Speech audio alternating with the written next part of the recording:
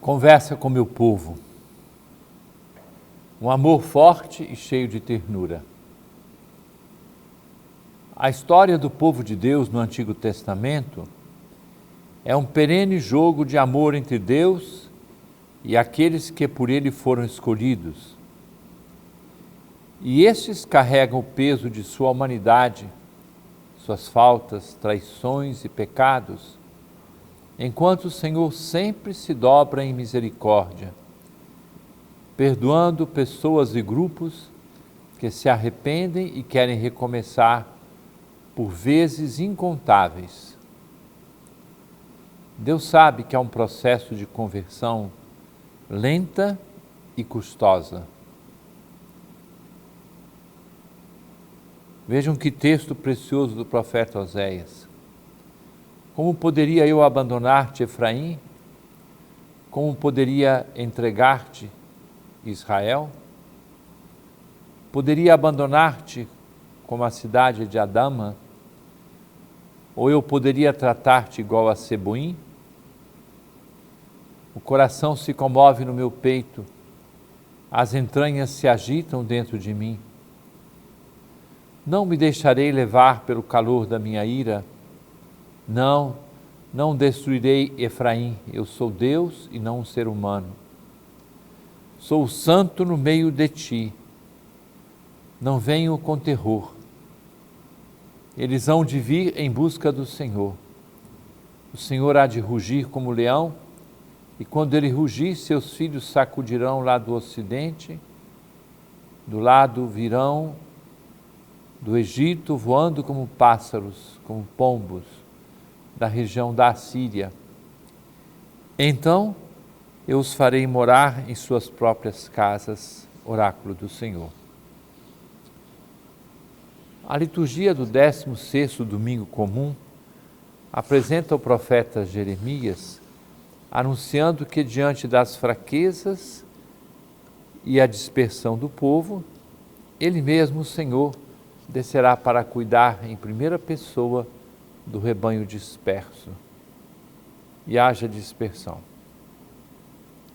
E o profeta anuncia em nome de Deus que um dia chegará quando ele faria brotar para Davi um rebento justo. Veja o texto de Jeremias. Ele reinará de verdade com sabedoria, porá em prática no país a justiça e o direito. Trata-se, meu irmão, minha irmã, de uma palavra com um tom de anúncio messiânico, daquele que devia vir com sabedoria, justiça e direito. Seu nome, Senhor nossa justiça. Ele devia vir para colocar em prática a justiça de Deus, agir com a sua vontade. E em todos os tempos, pessoas e povos sábios sabem aguardar o tempo de Deus e a realização de suas promessas. O apóstolo São Paulo tem a clareza de que Jesus Cristo é a nossa paz. De dois povos fez um só povo, em sua carne derrubando o muro da inimizade.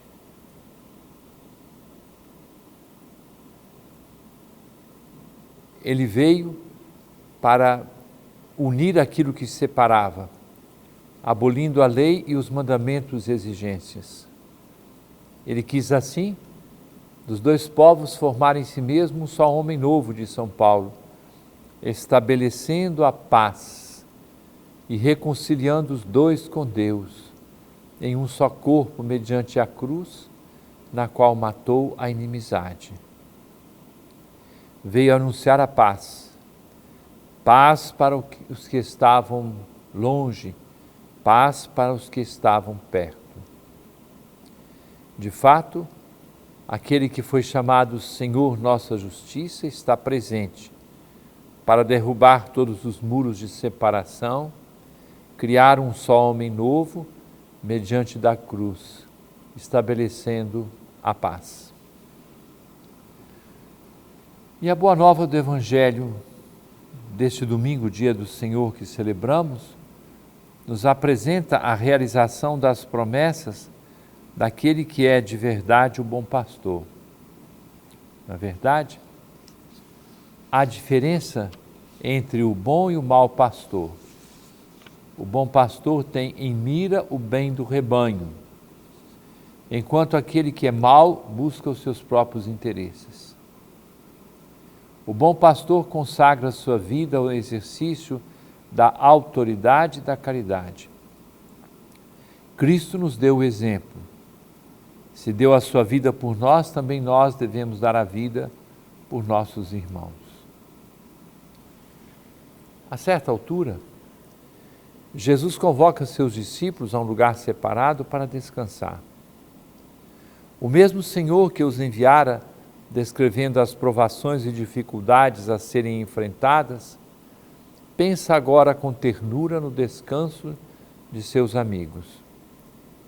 Muitas pessoas, neste tempo de férias, podem até descobrir aqui o sentido do seu lazer, do seu repouso, esportes, praias, passeio e turismo. Irmãos e irmãs, Deus nos chama também ao descanso. Com os discípulos de Jesus, sabemos que este descanso até durou pouco. Diz o Evangelho, muitos os viram partir e perceberam a intenção. Saíram então de todas as cidades e a pé correram à frente e chegaram lá antes deles. Ao sair do barco, Jesus viu uma grande multidão e encheu-se de compaixão por eles, porque eram como ovelhas que não têm pastor. Ternura para com os pobres, pecadores, enfermos e todos os sofredores. Força quando chama, anuncia o mistério da cruz, alerta para as provações. Vai à frente, é preso, torturado, crucificado e morto, para depois ressuscitar. E quem quer ser discípulo, em todos os tempos, haverá de percorrer a mesma estrada. Força e ternura. Desafios para o nosso tempo e para o exercício de qualquer autoridade que nos seja confiada. É necessário ter coragem e ousadia para assumir a disposição a dar a vida pelos irmãos que nos são confiados a qualquer título. Fortes são os homens e mulheres que assumem a missão da paternidade e da maternidade, sabendo ter chegado a hora de doar-se para multiplicar os filhos e filhas a serem dados a Deus e ao mundo, mundo aqui visto com um sentido positivo. Cheio de ternura, deverá ser o relacionamento familiar, superando desconfianças e agressões. Força e ternura. Fortes são os irmãos e irmãs que aceitam o convite a deixar tudo numa vida de consagração a Deus nas diversas formas existentes na Igreja. Cheia de ternura deverá ser a vida em comunidade a que estes são chamados, com sobriedade, castidade e verdade.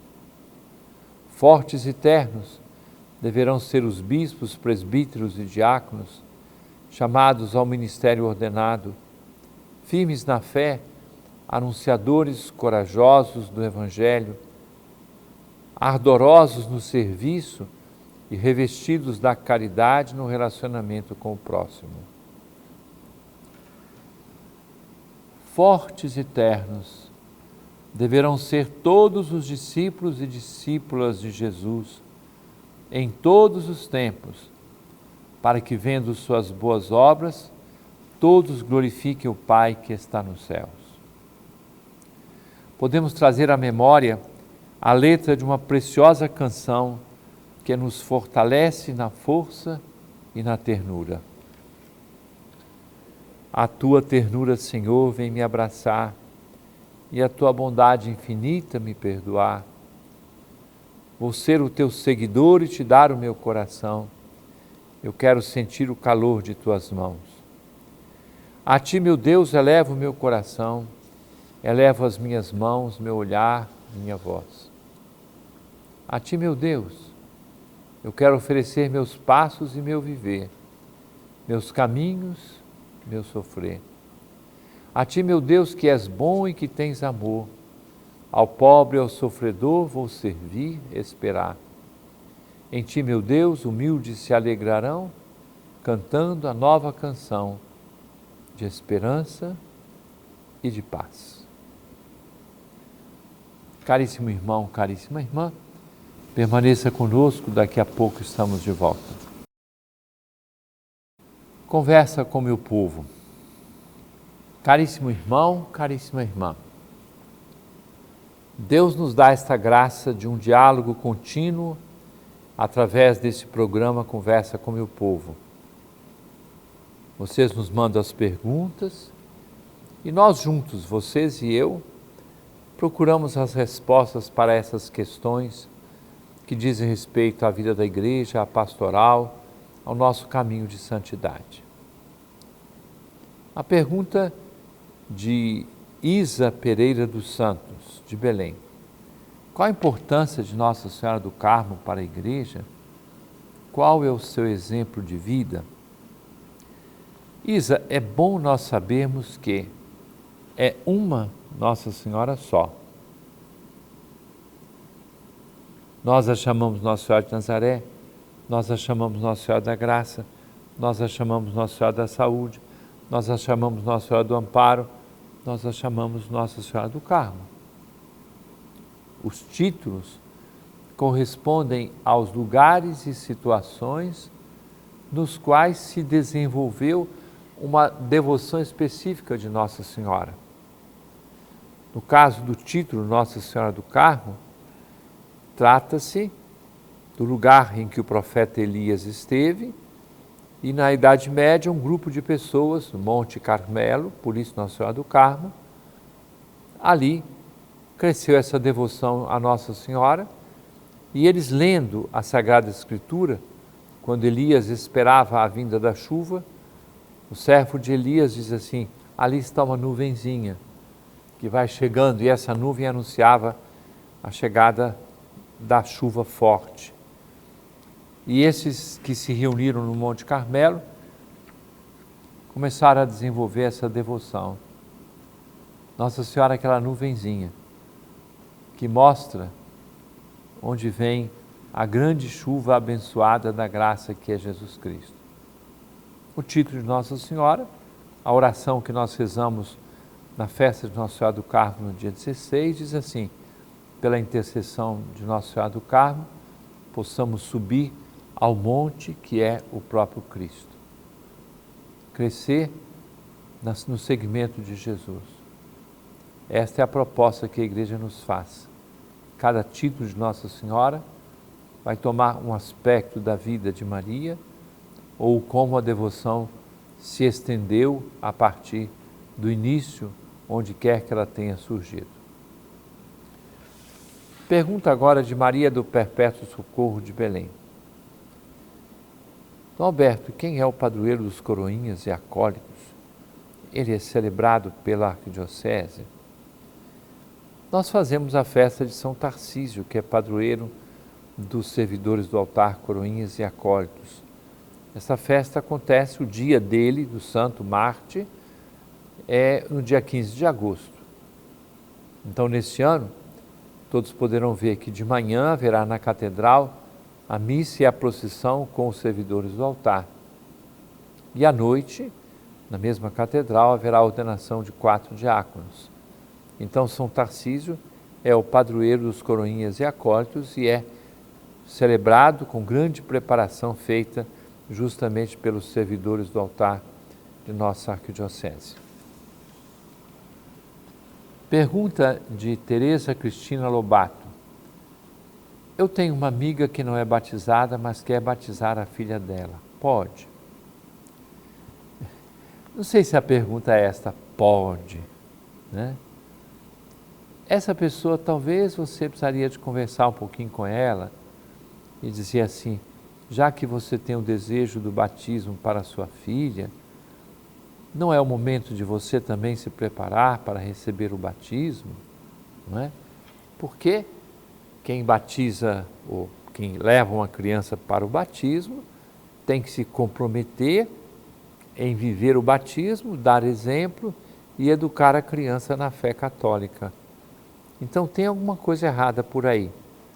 Eu sugiro que você encaminhe esta pessoa para uma boa conversa com o pároco da sua paróquia, de forma que ela possa ser ajudada a dar os passos necessários em vista da própria iniciação cristã e também da iniciação cristã da sua filha, que ela gostaria que fosse batizada. Pergunta de Fátima Santos, de Belém. Por que as pessoas divorciadas não podem comungar? Como acontece se realizarem uma segunda união? O Catecismo da Igreja Católica diz assim: há situações em que perdem-se as condições para uma convivência entre aquelas pessoas que eram casadas. Então pode acontecer uma separação e divórcio é no civil, na igreja não tem divórcio, não é? Essa pessoa pode comungar? Pode.